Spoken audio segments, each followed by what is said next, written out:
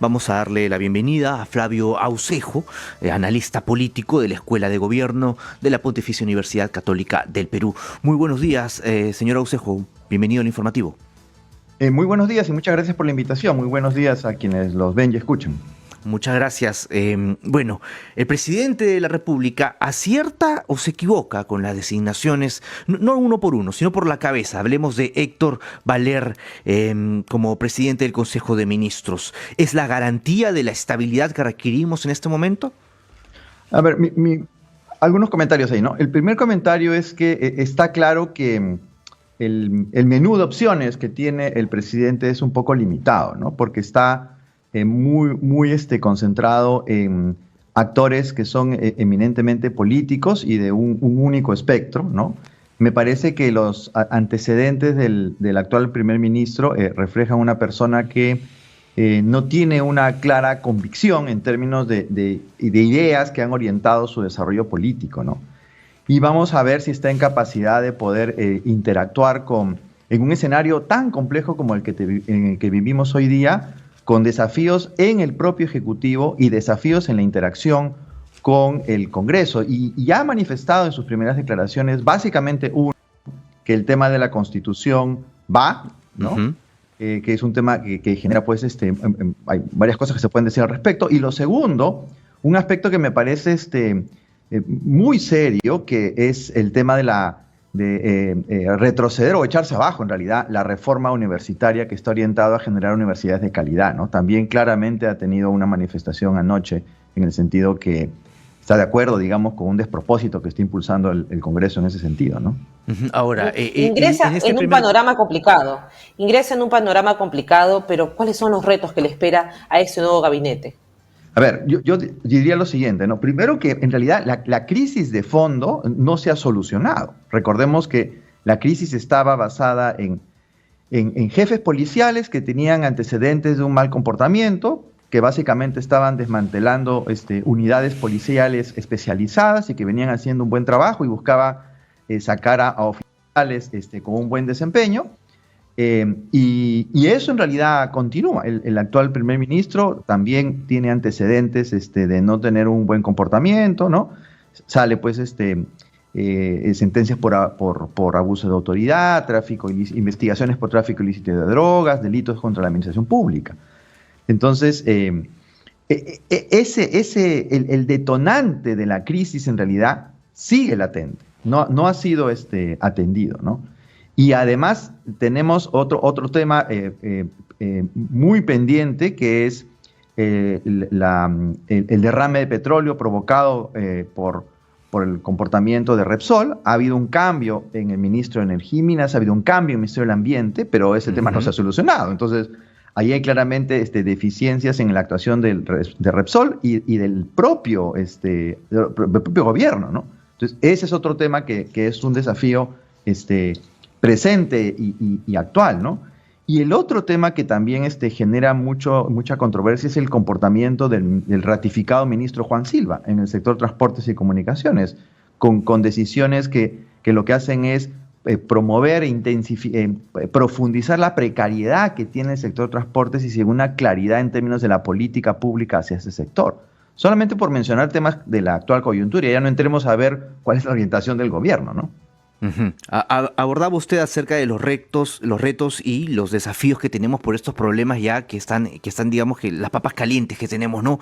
En las manos, en cada sector, que ahora además hay relevos, ambiente y energía y minas, solamente para hablar del tema del ecocidio. En el tema del Ministerio del Interior también tenemos un nuevo nombre. En fin, digamos que el primer balance o análisis lo van a recibir en el voto de investidura, ¿no? De momento, Fuerza Popular ya ha adelantado que no les va a dar el respaldo. Es correcto. La primera, en realidad, el voto de investidura está como que varios días en adelante, ¿no? En nuestro país, el actual gobierno ha hecho que el corto plazo sea esta noche, ¿no? Esta noche es el corto plazo y el mediano plazo es en una semana. Entonces, el voto de investidura está lejos todavía en ese sentido. Creo que hay temas urgentísimos que se tienen que atender ahora. Repito, el desmantelamiento de los esfuerzos que se estaban haciendo en los últimos años por fortalecer a la policía es algo que tiene que ser atendido ahora. Hay serias denuncias, ¿no? Sobre pagos que se han realizado al interior, para ascensos, etc. Y ahí hay dos temas adicionales, ¿no? Que tienen que ver directamente con el presidente Castillo. Las severas denuncias que han hecho los funcionarios que han renunciado, la ex primera ministra, el ex ministro de Defensa, el ex secretario de Palacio, han hecho en sus cartas de dimisión severas denuncias, con nombre y apellido, cartas firmadas, relacionadas con temas de corrupción, gabinetes en la sombra, etcétera. Esos son temas que la población espera una respuesta. O sea, ¿quiénes son esas personas, esos profesionales que acompañan al presidente Castillo y que le dan recomendaciones que claramente no están orientadas hacia producir un equipo técnico que pueda generar bienestar en el país, ¿no? La entrevista que da a CNN refleja un poco esa todavía insuficiente capacidad como para poder rodearse de personas que le puedan dar el consejo pertinente. Y según comentarios de la ex premier Mirta Vázquez, ella no se dio por enterada hasta que ya habían brindado la entrevista, ¿no? En todo caso, correcto, Héctor Valer Pinto aparece como una figura de pronto más cercana al señor Pedro Castillo Terrones, al presidente de la República, alguien a que pueda escuchar. El propio actual primer ministro ha señalado que venía conversando con el presidente desde hace varios días, ¿no? En consecuencia, está por verse si esa capacidad para poder hacer varias cosas, ¿no? Primero, que el presidente lo escuche, ¿no? Que no lo dejen visto, ¿no? Segundo, esa capacidad para expresar, digamos, esa habilidad política para interactuar con las distintas bancadas dentro del Congreso, que el Premier tiene un rol político muy importante, pero también, tercero, esa capacidad técnico-científica, vamos a llamar así, para poder darle una orientación, finalmente al gobierno en términos de cuál es qué cosa es lo que está impulsando la actual administración, que no queda claro hasta el momento, ¿no? Entonces requiere evidenciar una multifaceta, digamos, varias facetas en el primer ministro, cuyos antecedentes no lo dejan bien parado, pero vamos a ver, pues, ¿no? También hay que dar beneficio a la duda. Estamos ahorita en un proceso para poder ingresar a la OCDE. Tenemos un nuevo ministro de Economía. El sector económico estaba recién reactivándose. ¿Qué es lo que debemos hacer con este nuevo sector, con este nuevo cargo, ya en este panorama tan complicado, que venía complicado ya por la pandemia y ahora más complicado con estos cambios? A ver, ahí hay dos cositas, ¿no? Si nosotros tomamos un poquito de distancia, nos vamos a dar cuenta que en términos económicos, en realidad no hemos cambiado de forma significativa. El actual ministro de Economía es un funcionario de carrera del Ministerio de Economía y Finanzas. El Ministerio de Economía y Finanzas, con el nombramiento de Pedro Franque y ahora con el actual ministro Graham, evidencia que ha mantenido una institucionalidad y los candados institucionales que se han construido a lo largo de muchos años para poder mantener el equilibrio macroeconómico siguen funcionando, ¿no? Eso es una buena noticia en términos macroeconómicos, ¿ya? Evidentemente va a haber un diálogo con el Banco Central, se van a tratar de contener aspectos, lo más nervioso el dólar, entonces contener esos aspectos, ¿no? Pero eso evidencia, pero eso es insuficiente. Nuestro país tiene décadas de tener un balance, equilibrio y crecimiento macroeconómico, pero en la microeconomía no logramos encontrar la ruta para acompañar una cosa con la otra. Entonces, es más de lo mismo. Estoy exagerando, ¿ya? Pero es más de lo mismo en realidad, ¿ya? Claro, pero... Entonces, eso es un punto. Y lo de la OCDE, ¿no? La OCDE no es... A veces se cree que la OCDE es el club de los países ricos. Mentira. La OCDE es el club de los países con buenas políticas públicas, que tiene claridad de objetivos de mediano y largo plazo y capacidad operativa para hacer esos objetivos realidad. Nuestro país en este momento no refleja esos elementos aún. Pero ¿no le parece un tanto incongruente? De pronto, Frank es relevado por el ministro Graham, ¿no? Que además él tiene carrera en el sector del Ministerio de Economía y Finanzas, pero a la par, uno de los primeros mensajes que escuchamos del flamante premier Héctor Valer es que se va a insistir con la Asamblea Constituyente, y si no me falla la memoria, el tema de la Asamblea Constituyente era uno de los requisitos, no abordarla era uno de los requisitos para que Julio Velarde se mantenga a la cabeza del BCR. Ujú.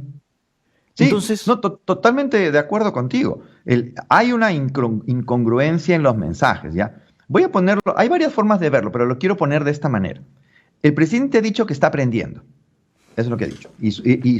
Literalmente, el país es su escuela, ¿correcto? En consecuencia, me da la sensación que está aprendiendo que no puede jugar con la economía.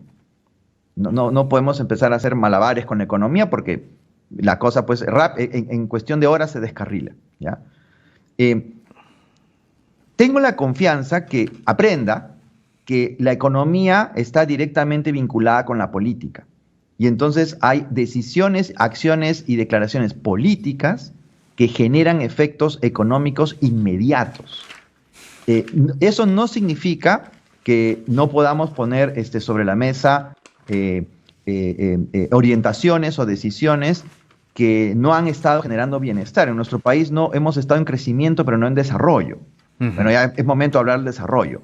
Pero eso no pasa por cambiar la Constitución necesariamente. Hay muchas cosas que se pueden implementar, mucho de lo que habla el presidente en su plan de campaña, en sus declaraciones, se puede hacer sin tocar una letra de la Constitución. Ya, nos parece una Constitución que nació en una dictadura. Bueno, ok, pero después se legitimó.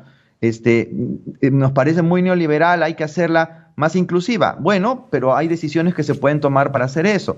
Queremos un gobierno de izquierda y que muera el neoliberalismo.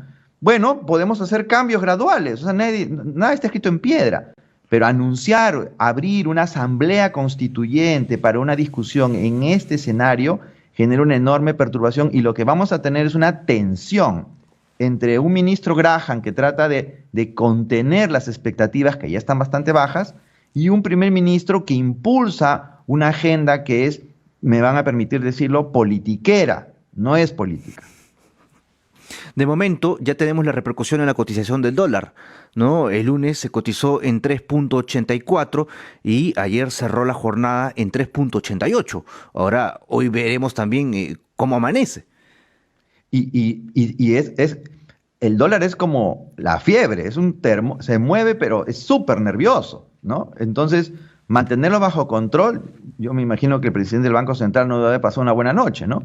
Pensando ahora cómo lo hacemos, ¿no?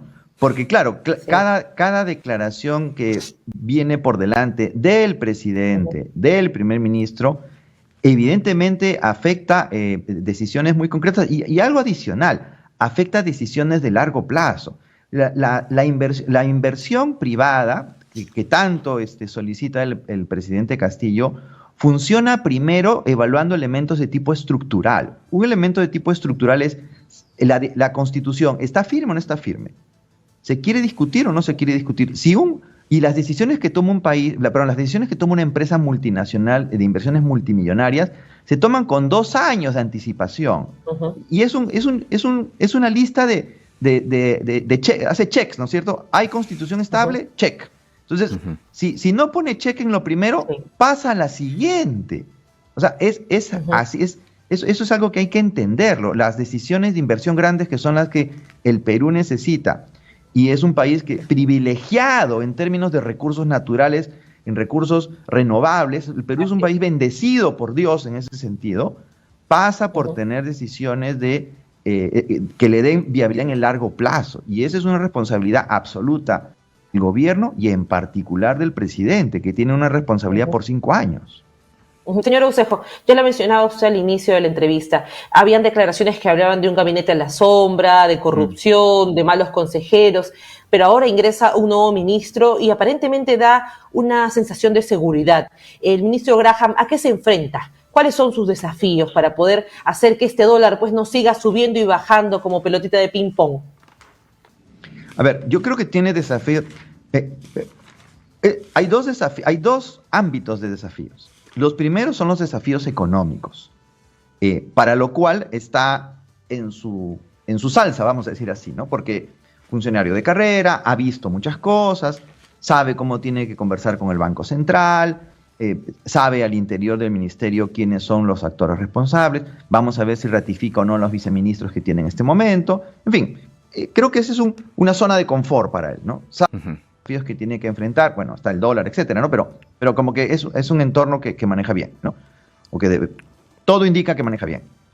El otro ámbito es el que va a ser realmente un espacio en donde se va a evidenciar si tiene la capacidad o no, que es el diálogo político, ¿no? El presidente no lo puede dejar en visto. Tiene evidentemente que escuchar sus apreciaciones, comentarios, etcétera, ¿no es cierto? También tiene que ser una contención en el propio gabinete frente a iniciativas que en los últimos tiempos básicamente han estado concentradas en otorgar bonos a poblaciones vulnerables como único mecanismo para poder generar alivio, ¿no es cierto? Cuando existen otros mecanismos que también se pueden utilizar, ¿no? Solo por mencionar una dimensión en el ámbito político para poder contener iniciativas que al final del día no generan no generan un entorno que permita dar sostenibilidad al esfuerzo. Y en un momento en el cual los recursos son escasos ahora, ¿no? Con una pandemia que todavía no termina pues de ser lograda, de ser atendida plenamente, pues hay que ser muy cuidadoso en ese sentido, ¿no? Entonces ahí vamos a ver qué tan buen desempeño tiene el ministro Graham en ese entorno político dentro del Ejecutivo, dentro del Ejecutivo. No quería terminar o cerrar este análisis, señor Aucejo, sin hablar también de los que han sido ratificados en los cargos, ¿no? Se esperaba tal vez, digamos, el relevo en algunas carteras pese al ecocidio, pese al trabajo, a la vigilancia que se está haciendo, porque pues había una interpelación en curso al ministro de Energía y Minas, otra también en Ascuas para el sector ambiente, ¿no? Y allí se han dado los cambios, pero ¿se justifica en todo caso los cambios en cultura, en el Ministerio de la Mujer? ¿Lo sorprendieron? Sí, a ver, hay un par de comentarios. En el caso de cultura sorprende, ¿no? El Ministerio de Cultura en realidad ha pasado por ya una increíble cantidad de ministros, ¿no? Entonces, no es posible sostener una política de cultura cuando tú tienes un relevo de cabezas tan frecuente, ¿no? Uh-huh. Y el Perú, uno de los principales valores que tiene el país es la interculturalidad que existe, ¿no? La convivencia de poblaciones con diversas cosmovisiones, que claro, es lo que hacen, es la riqueza, una de las principales valores que tiene. Es una cultura viva. Una cultura viva, no solamente es la cultura del pasado, sino es la cultura del presente. Eso es algo que como sociedad y nuestros distintos gobiernos no han valorado en el Perú. O sea, ¿qué país puede mostrar poblaciones, enormes poblaciones que tienen cosmovisiones distintas? Tenemos pues quechuas, aymaras, las comunidades amazónicas. Eso es un valor increíble que como sociedad y como gobiernos no logramos hasta el día de hoy poner en valor, ¿no es cierto? Eso es lo primero. Entonces, un reemplazo de cultura, mala señal, ¿no es cierto? Yo creo que ahí, si me permiten, el presidente hace mal, ¿no es cierto? Si me permiten, hace mal al apelar siempre al apelativo del pueblo. Creo que se ha banalizado el término pueblo. Cada vez que no tiene una respuesta, apela al pueblo, ¿no? Bueno, el pueblo son estas poblaciones que tienen cosmovisiones distintas. Y poner un ministro, o sea, cambiar de ministro a cada rato, eso no es hacer lo que el pueblo me está pidiendo. Eso no es pensar en el pueblo. Eso es lo primero, ¿no? Y en el caso ¿cuál es el otro reemplazo que me dijiste? Perdón. La mujer. Está asumiendo bueno, la congresista Ugarte. Es lo mismo, ¿no es cierto? Uno de los problemas que nosotros tenemos tristemente en nuestro país estructurales es el tema de poblaciones vulnerables, ¿no es cierto? Niños, niñas, adolescentes, mujer, ¿no es cierto? El tema de violencia contra la mujer no ha minorado. Es cierto que a partir de acciones como la asignación de presupuesto para el tema de violencia de la mujer ha habido una mejor atención. La alerta. Ha habido una mejor atención, pero eso necesita pues continuidad en las políticas y en las acciones. De nuevo, cambiar la cabeza sobre eso pues genera una perturbación. No sabemos el nuevo o la nueva responsable qué mirada tendrá sobre ese tema, ¿no? Entonces, no son buenas noticias cuando tú cambias ministros tan seguido. En 6 meses tenemos 3 gabinetes. O sea, ¿cómo va a ser 2 meses cada uno? En 5 años? O sea, si vamos a tener 3 gabinetes Cada 2 meses. cada 6 meses, imagínate la cantidad de personas que vamos a tener que ver pasar por los ministerios, ¿no? Así es. Y para finalizar, algo pequeño, quizás la cartera que detonó esto fue el Ministerio del Interior. Estamos en un estado de emergencia. ¿Qué debemos hacer para poder estabilizar? Porque estamos combatiendo la delincuencia, pero cada vez que cambiamos la cabeza no sabemos qué hacer, ¿no? Es un tema muy importante el que tú planteas, ¿no? Tenemos un ministro que sus antecedentes no lo reflejan bien, digamos, ¿no? Todavía no tenemos quién es el comandante general que va a ser el que va a asumir el tema en la policía, ¿no? Hay una amenaza que no tenemos ninguna señal que vaya en contrario, ¿no? De desprenderse de la policía de oficiales con un alto desempeño, ¿no es cierto? Oficiales como Miguel Ostanao o oficiales como Óscar Arriola, el primero responsable de doctrina y formación en la escuela. Óscar Arriola, responsable de DIRCOTE. Personalmente han sido alumnos míos, son oficiales que han pasado en cursos de políticas públicas. O sea, son personas que se han preparado a lo largo de años para poder desempeñarse bien y los quieren pasar al retiro. La Policía Nacional invierte millones de soles en la formación de estos oficiales.